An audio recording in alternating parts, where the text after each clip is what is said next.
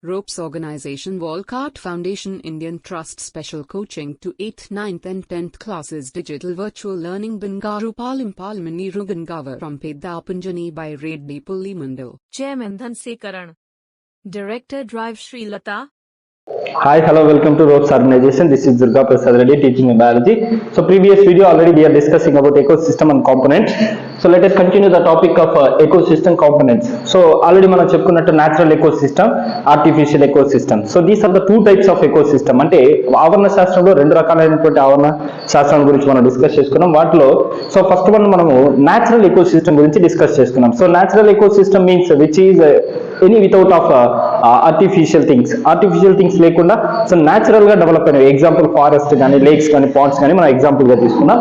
So next hand made or human maded ecosystem, that is called artificial ecosystem. So artificial ecosystem లో మనం example గా aquarium ని example గా తీసుకున్నాం. So aquarium is a shell sustaining system of because it is includes a biotic factors. So వీటిలో ఏంటంటే so sustainability of there is involvement of biotic factors and abiotic factors రెండు కూడా involvements ఉంటాయి. So అంటే ఒక organism develop అవ్వాలంటే there is involvement of two things, biotic factors దాంతో పాటు ఏబయోటిక్ ఫ్యాక్టర్స్ రెండు కూడా ఇంపార్టెంట్. సో మనం ఆల్రెడీ డిస్కస్ చేసుకున్న బయోటిక్ ఫ్యాక్టర్స్ అంటే ఏంటి, abiotic factors. So biotic factors means which is living things, ఏవైతే లివింగ్ థింగ్స్ ఉన్నాయో వాటిని మనము బయోటిక్ ఫ్యాక్టర్స్ అన్నాం. సో ఏబయోటిక్ ఫ్యాక్టర్స్ అంటే ఏంటి, which is non living things like temperature కావచ్చు లేదా విండ్ కానీ సో రైన్ఫాల్, ఇవన్నీ కూడా ఏంటంటే ఏబయోటిక్ ఫ్యాక్టర్స్. బట్ ఒక ఎకోసిస్టమ్ డెవలప్ అవ్వాలంటే బయోటిక్ ఫ్యాక్టర్స్ ఉండాలి, ఏబయోటిక్ ఫ్యాక్టర్స్. సో రెండు కూడా ఉంటేనే మనకి ఎకోసిస్టమ్ అనేది డెవలప్ అవుతుంది. అంటే ఆవరణ శాస్త్రం ఏర్పడాలంటే జీవకారకాలు మరియు నిర్జీవ కారకాలు రెండు ఉంటేనే ఒక ఎకోసిస్టమ్ మనకి డెవలప్ అవుతుంది. అంటే అందులో ఉన్నటువంటి లివింగ్ థింగ్స్ అన్ని కూడా డెవలప్ అవుతాయి. So that is the most important of in ecosystem. So ఆవరణ శాస్త్రంలో ఏంటంటే biotic factors always depending on abiotic factors. Biotic factors ఎప్పుడు కూడా ఏంటంటే ఏబయోటిక్ ఫ్యాక్టర్స్ మీద డిపెండ్ అయి ఉంటాయి.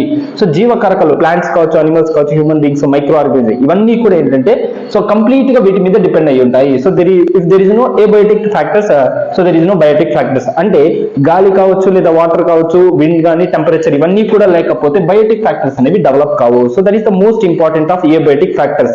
సో ఇక్కడ ఏబయోటిక్ ఫ్యాక్టర్స్ అన్ని కూడా ఏంటంటే ఫిజికల్ గా ఉంటాయి, లైక్ టెంపరేచర్, విండ్ కానీ ఇవన్నీ కూడా ఏంటంటే ఫిజికల్ ఫ్యాక్టర్స్ అని కూడా చెప్పొచ్చు. సో ఇలా మనం అక్వేరియం ని తీసుకున్నప్పుడు ఇక్కడ ఏంటంటే so there is including of biotic factors. వీటిలో ఏంటంటే బయోటిక్ ఫ్యాక్టర్స్ ఉన్నాయి. సో ఎగ్జాంపుల్ ఏమంటే ఫిషెస్, అక్వాటిక్ ప్లాంట్స్. సో ఇక్కడ ప్లాంట్స్ కూడా మనం తీసుకోవచ్చు. ప్లాంట్స్ అంటే ఏంటి, which is the developed of in water condition.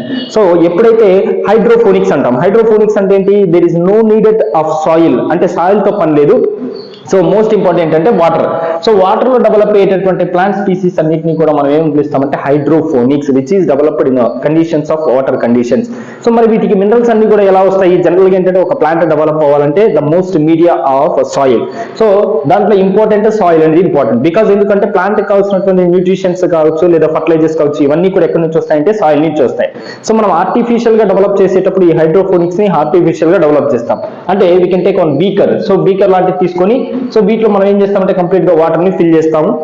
So attached with one sponge. So sponge ని అటాచ్ చేసి సో దీంట్లో మనం ప్లాంట్ ని డెవలప్ చేస్తాం. ఈ ప్లాంట్ ని డెవలప్ అయ్యేటప్పుడు దీనికి కావాల్సినటువంటి న్యూట్రిషన్స్ అన్ని కూడా మనం ఆర్టిఫిషియల్ గా సో వాటర్ లోకి డిజాల్వ్ చేస్తాము. So which needed the route hormones కావచ్చు లేకపోతే ప్లాంట్ కావాల్సినటువంటి డెవలప్మెంట్ హార్మోన్స్ ఇవన్నిటిని కూడా మనం వాటర్ లోకి డిజాల్వ్ చేస్తాం. ఎప్పుడైతే వాటర్ లోకి డిజాల్వ్ చేస్తామో ఆటోమేటిక్ గా సో వాటర్ లో ఉన్నటువంటి న్యూట్రిషన్స్ ని the roots or observe the water molecule. So roots అన్ని కూడా ఏం చేస్తే వాటర్ ని అబ్జర్వ్ చేసుకుని ప్లాంట్ డెవలప్ అవుతుంది. ఇలా డెవలప్ చేస్తే వాటిని హైడ్రోఫోనిక్స్ అంటాం. సో కొన్ని న్యాచురల్ గానే ఏంటంటే వాటర్ లో డెవలప్ అయ్యి ఉన్నాయి. ఫర్ ఎగ్జాంపుల్ లోటస్ కావచ్చు, హైడ్రిల్లా ఇలాంటి ప్లాంట్స్ అన్ని కూడా ఏంటంటే సో అక్వాటిక్ ప్లాంట్స్ అంటాము, అంటే సముద్రంలోనే పెరుగుతూ ఉంటాయి. సో దీంతో పాటు ఏంటంటే కొన్ని రకాలైనటువంటి సో పాచి అంటాం మనం జనరల్ గా ఏంటంటే మురికి నీళ్ళ పైన కావచ్చు, డ్రైనేజ్ వాటర్ పైన కావచ్చు, ఇలాంటి వాటి పైన సో పాచి అనేది మనకి డెవలప్ అవుతుంటుంది.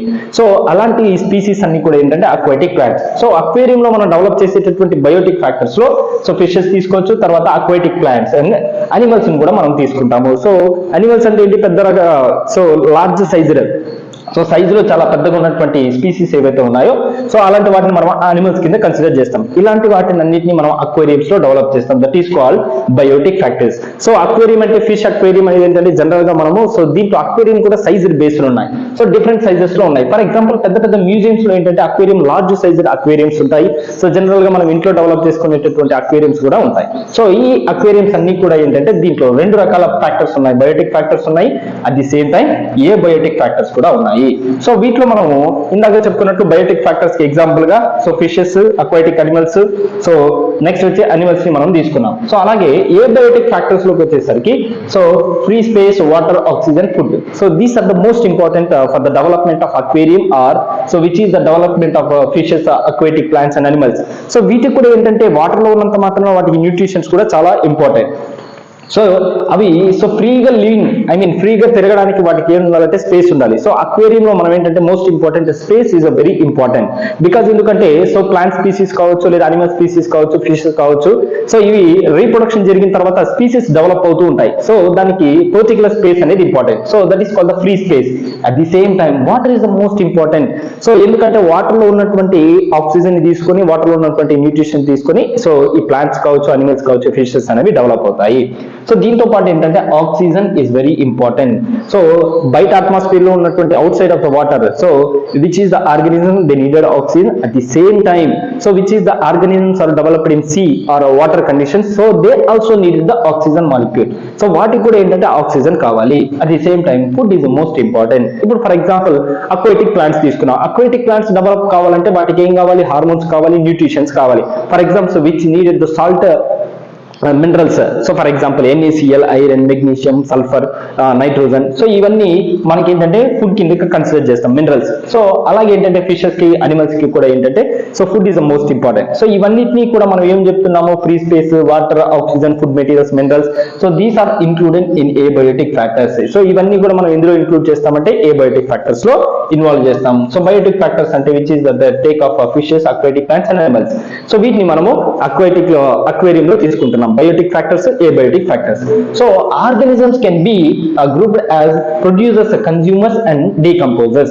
So ఒక ఎకోసిస్టమ్ లో మనకి ఏంటంటే మోస్ట్ ఇంపార్టెంట్ ఇక్కడ సో 3 మెథడ్స్ ఆఫ్ ఎకోసిస్టమ్ ఉంటాయి. సో ఈ ఎకోసిస్టమ్ లో తీసుకుంటే వీటిలో ఉన్నటువంటి ఆర్గానిజమ్స్ ని మనం 3 కేటగిరీస్ గా డివైడ్ చేస్తాం. సో వాటిలో ఫస్ట్ వన్ ఏంటంటే ప్రొడ్యూసర్. సో వీటిని ప్రొడ్యూసర్స్ అని వేటిని పిలుస్తామంటే ఉత్పత్తిదారులు. ఏవైతే ప్రొడ్యూస్ చేస్తాయో, లైక్ ఇప్పుడు ఫర్ ఎగ్జాంపుల్ plant species ఉన్నాయి. So plant species they can produce the food materials for the purpose of animals or aquatic animals or fishes etc. So ఇప్పుడు plants ఏంటంటే మనకి food materials like vegetables, fruits ఇవన్నీ కూడా produce చేస్తాయి. అలా produce చేసే వాటినే మనం ఇక్కడ ఏమని పిలుస్తున్నాం అంటే ప్రొడ్యూసర్స్. వాటిని ఉత్పత్తిదారులు అంటున్నాం. Next one is the consumers. So consumers means which is the producer material. ఏదైతే ప్రొడ్యూస్ అయినటువంటి మెటీరియల్ ఉందో సో దాన్ని యూటిలైజ్ చేసుకునేటటువంటి వాటిని ఇక్కడ మనం కన్జ్యూమర్స్ అని పిలుస్తున్నాము. So the consumers always depending on the producer. So ఇవి ఎప్పుడు కూడా వేటి మీద డిపెండ్ అయి ఉంటాయి అంటే ప్రొడ్యూసర్స్ మీద డిపెండ్ అయి ఉంటాయి. సో ఇప్పుడు ఫర్ ఎగ్జాంపుల్ మనం ఒక ఎకోసిస్టమ్ అక్వేరియం తీసుకున్నాము. అక్వేరియంలో తీసుకుంటే సో అక్వేరియంలో ఏమున్నాయి? ఫిషెస్ ఉన్నాయి. At the same time aquatic plants ఉన్నాయి. ఈ అక్వాటిక్ ప్లాంట్స్ ప్రొడ్యూస్ చేసినటువంటి ఫుడ్ సోర్స్ ని ఏవి అబ్జర్వ్ చేసుకుంటాయి? కన్జ్యూమర్స్. అంటే ఇక్కడ కన్జ్యూమర్స్ ని వీటిని ఎగ్జాంపుల్ గా తీసుకోవచ్చు ఫిషెస్. సో ఈ ఫిషెస్ వేటిని యూటిలైజ్ చేసుకుంటున్నాయి? ప్రొడ్యూసర్స్ ని యూటిలైజ్ చేసుకుంటున్నాయి. అంటే వినియోగించుకునేటటువంటి వాటిని ఇక్కడ ఏమని పిలుస్తున్నాం? కన్జ్యూమర్స్. వాటిని వినియోగదారులు అంటాం. సో ప్రొడ్యూసర్స్ మీన్స్ ఉత్పత్తిదారులు, కన్జ్యూమర్స్ మీన్స్ వినియోగదారులు. And third type is decomposers. So decomposers అంటే ఏవైతే so the producers and consumers ఈ రెండింటిని విచ్ఛిన్నం చేయడం. సో వాటిని ఏమని పిలుస్తామంటే విచ్ఛిన్నదారులు. So which is the decomposed. So ఇప్పుడు మనకి ప్లాంట్ కి కావాల్సినటువంటి మాన్యూస్ కానీ, ఎరువులు కానీ, సో ఇవన్నీ ఎలా వస్తాయంటే so some of the bacteria they can decompose of plant and animal waste materials. So ఇప్పుడు మొక్కల యొక్క వ్యర్థ పదార్థాలు కావచ్చు, లేదా జంతువుల యొక్క వ్యర్థ పదార్థాలు ఏవైతే ఉన్నాయో వాటిని కుళ్ళింపజేసేటటువంటి శక్తి వేటికి ఉంటాయంటే బ్యాక్టీరియాకు ఉంటాయి. అలాంటి బ్యాక్టీరియాస్ ని మనం ఇక్కడ ఏమని చెప్తున్నాం అంటే డీకంపోజర్స్ అంటున్నాము. సో విచ్ఛిన్నం చేస్తున్నాయి. సో పెద్ద ప్లాంట్ ని కూడా ఏం చేస్తాయి? చెదులు ఇలాంటివి అయితే ఏం చేస్తాయి? వాటిని చిన్న చిన్న ముక్కలుగా డీకంపోజ్ చేస్తాయి. So that is called decomposers. So in every ecosystem there is a 3 type of organisms like producers, consumers and decomposers. So this is the most important of ecosystem in aquarium. So aquarium ecosystem లో so ఇవి main important components. So ఈ వీడియోకి సంబంధించి మీకు ఏదైనా doubts ఉంటే మీరు comment box లో కామెంట్ చేయండి. Thank you అనడా.